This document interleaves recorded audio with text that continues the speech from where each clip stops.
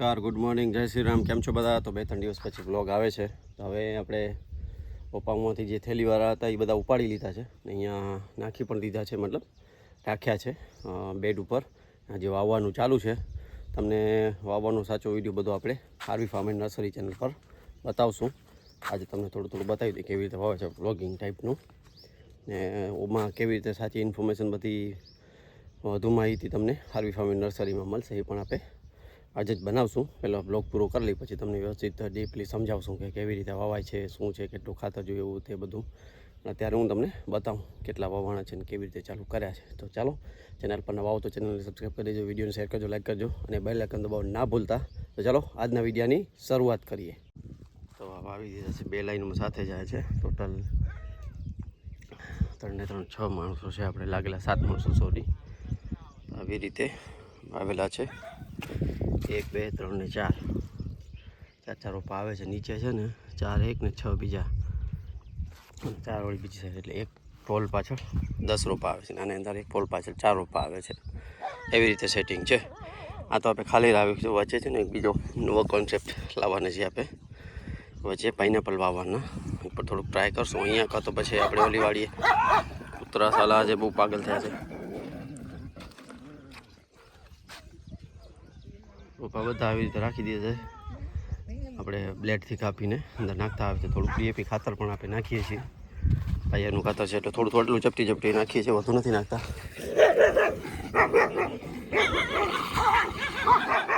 કૂતરાની ફાઇટ તો જુઓ.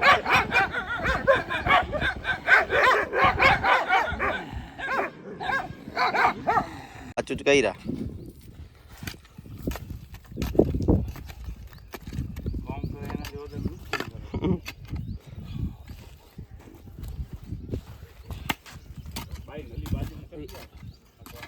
જો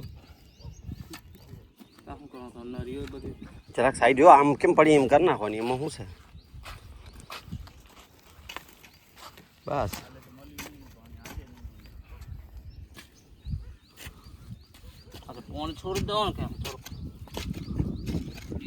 મોટર ચાલુ કરી દી. મોટર વાત ભરે જ છે તમારે વાવી તો હમણાં જ કરી ચાલુ.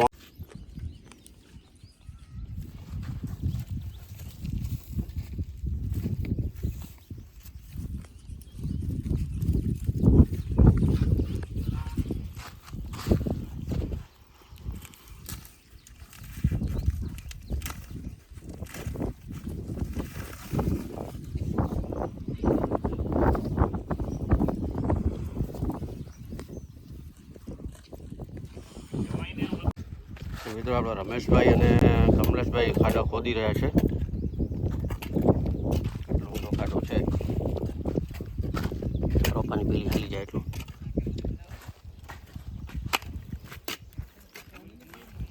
કેવું લાગે છે રમેશભાઈ? બરોબર લાગે. તડકો કેવો છે? તડકો ઓછો છે.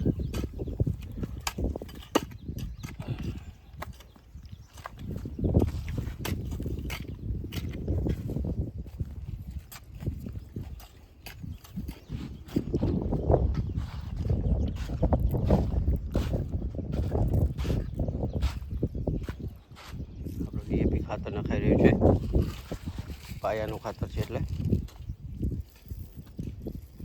આટલી ડબલી છે ને 4 ખાડામાં આવી જાય છે. 5-6 ગ્રામ છે.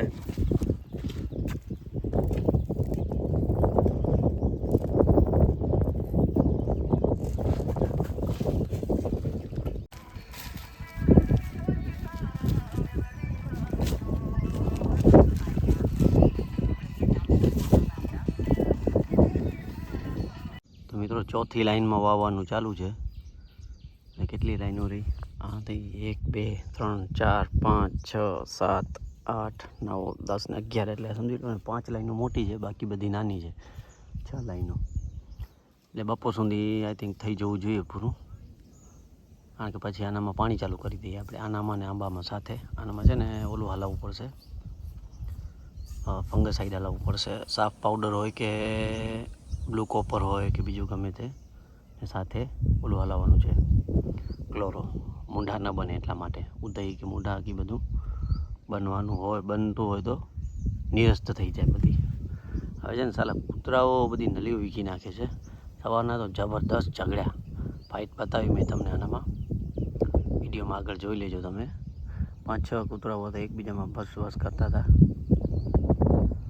મેન તો કામ છે ને આપણું ત્યાં વાવવાનું છે ને થોડુંક એનામાં અઘરું પડશે. પેલી વંજી બધી આડી ઓડી થઈ ગઈ છે, સરખી કરવી પડશે, પછી વાવવાનું ચાલુ કરવું પડશે. પહેલાં એમાં શું આ તો ઓલા રોપા છે, બેગવાળા છે, પણ એ તો ડાયરેક્ટ જ છે, ઓલા લીફ જ છે, કટિંગ કરી વ્યવસ્થિત રાખી પછી નાખવાના છે. આનામાં તો વાંધો નહીં. હવે આ તો આપણે આનામાં રૂટ્સ આના બધા ડેવલપ થયેલા છે એટલે ડાયરેક્ટ ચડી જશે. મતલબ હવે જ્યારે રૂટ્સ સીધે જમીનમાં ચોટશે 15-20 એટલે ઉપરથી ફૂટ આવવાનું ચાલુ થઈ જશે. અમુકમાં તો નીકળતી પણ હશે ફૂટ, જમીનમાં મળે એટલે સીધું ચોંટી જાય. ઓલામાં શું છે, મહિનો એક લાગે રૂટ બનવાનું, પછી એના ડેવલપ થાય, પછી જમીનમાં ચોંટે, કન્ટેન્ટ લેવાનું ચાલુ કરે એટલે મહિનો નીકળી જાય, પછી ઓલું થાય. શું હશે શું નથી બધું તમને આરવી ફાર્મ એન્ડ નર્સરીમાં આપણે એક વિડીયો બનાવશું આજે કે કાલે, તો એનામાં તમે જોઈ લેજો. એની ચેનલની ડિસ્ક્રિપ્શનમાં ચેનલની લિંક પણ નાખી દઈશ. મિત્રો જોઈએ છે તો એ વિડીયોને જલ્દીથી જલ્દી બધા ખેડૂતો સુધી પહોંચાડો એવું તમને આગ્રહ છે. આજે એવડું વાતાવરણ ગરમ નથી, ઠંડુ હવા લાગવા માંડી ગઈ છે. જો વાદળા બનવા માંડી ગયા છે એટલે ગાદેલી તો 2 દિવસ પહેલાં હાલતી હતી એટલે હવે 35 ડિગ્રી ઉપર જતું નથી. મેક્સિમમ 36-37 ડિગ્રી જાય છે. એટલું તો આ રોપા બધા સહન કરી લેશે. ભીનું છે, તમને ખાતર બતાવું કેવી રીતે નાખેલું છે.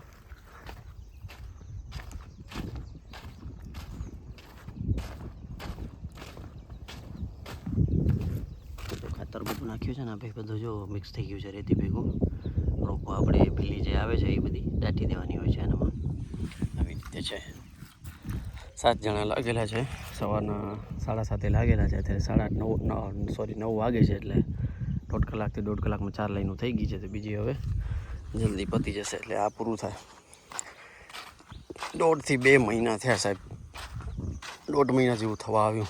આજે 30 તારીખ છે, 17 એપ્રિલથી આપણે લાગેલા છીએ એનામાં ડ્રેગન ફ્રૂટમાં.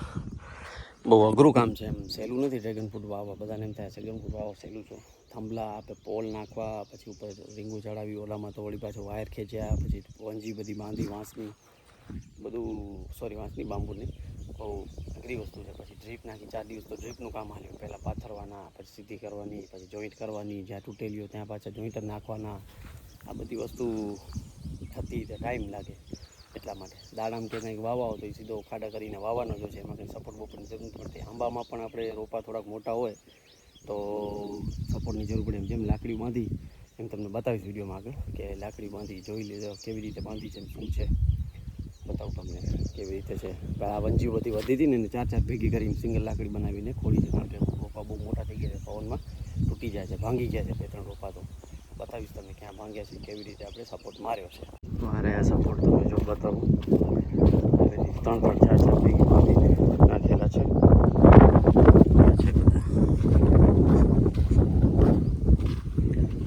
આમાં ડબલ નાખેલો છે, બધા બાંધી દીધા છે. જો જે બાંબુ હતા આપણા વધ્યા હતા એ આગળની સાઈડ બાજુ નાખ્યા છે, પછી ઘટ્યા એટલે આ નાખ્યું છે. જો ને તમે રોપા કેવા થઈ ગયા છે, બધા આડા થઈ ગયા છે, બધા થડ બધા ઓલા થઈ જાય છે એટલે આ કરવું પડે. અહીંયા જો 2 રોપા કાઢેલા છે, તૂટી ગયો હતો ને પછી વળી ફૂટ્યો છે નવો. અહીંયા ચાલો વોચ લીક છે, ફૂલ ભરાય છે એટલે આવી જાય છે અહીંયા પાણી.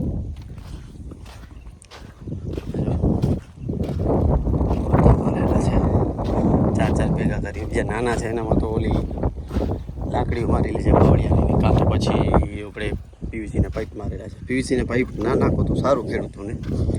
બાંબુ અને કાં તો બાંબુ નાખો ને કાં તો પછી ઓલી લાકડી આવે છે ને ભરેલી વાંસની, એ લાકડી થોડો ખર્ચો કરતા હો તો એના જેવું એક બેસ્ટ રહે, એકદમ મજબૂત થાય. આ પરિસ્થિતિ ના કરવી પડે એટલા માટે તમે જોઈ શકો છો. પકડી લે એટલા હેવી છે. ઊંડા ખોડવાનો હોય છે મેન તો, ઊંડા ખોડો ને તો પછી પડે નહીં પવનમાં, મેન તો એ જ છે. આમ શું છે, આ પાઇપ બધા તૂટીને થળમાંથી તૂટી જાય ને પછી રોપો આખો પડી જાય એમ આવી રીતે. એ ઇસ્યુ રહેતો તો હવે 2 વર્ષ આવે થોડુંક ટેકાવાળું કરવું પડશે. ટેકાની સરકાર ચાલશે આંબામાં, પછી તો વાંધો નહીં આવે. સેલ્ફ ઓલો થઈ જશે, પોતની રીતે થડ જાડા થઈ જશે એટલે રેગ્યુલર થઈ જશે બધા આંબા. તો ચાલો વિડીયોને કરીએ એન્ડ. મારે ઓલો હાર્વી ફાર્મ એન્ડ નર્સરીમાં પણ વિડીયો બનાવવાનો છે. તો ચેનલ પર નવા હો તો ચેનલને સબસ્ક્રાઈબ કરી દેજો, વિડીયોને શેર કરજો, લાઈક કરજો, બેલ આઇકન દબાવવાનું ના ભૂલતા. બધાને જય શ્રી રામ, આવજો, બાય.